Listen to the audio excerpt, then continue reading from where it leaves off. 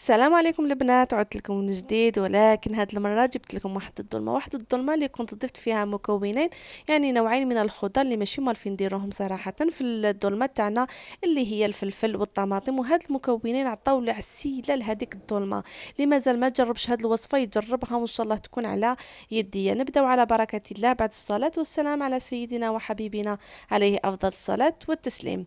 الان درت الزيت ودرت قطع الدجاج. واش عندك في الدار؟ درت الحميصه والتوابل غير الفلفل والفلفل الاسود والملح وشويه قرفه، من الافضل تكون قرفه عود.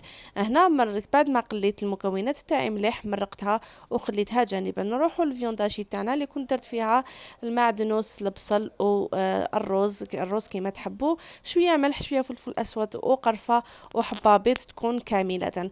يعني دمجت هذوك المكونات مليح، ورحت للخضر تاعي اللي كيما تشوفوا الله الله هذوك الانوال الزاهيه.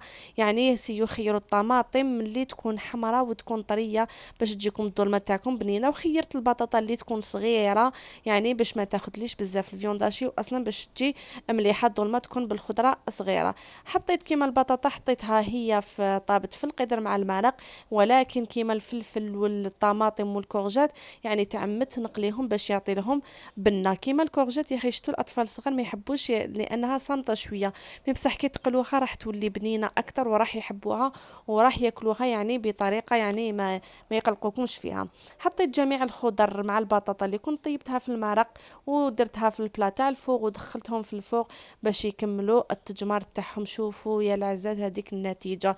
هنا هذوك الصدر والجناحتين فتت الدجاج تاعهم يعني باش يسهل باش ناكلوا، يعني بلا ما نقعدوا نقشروا ونقيو.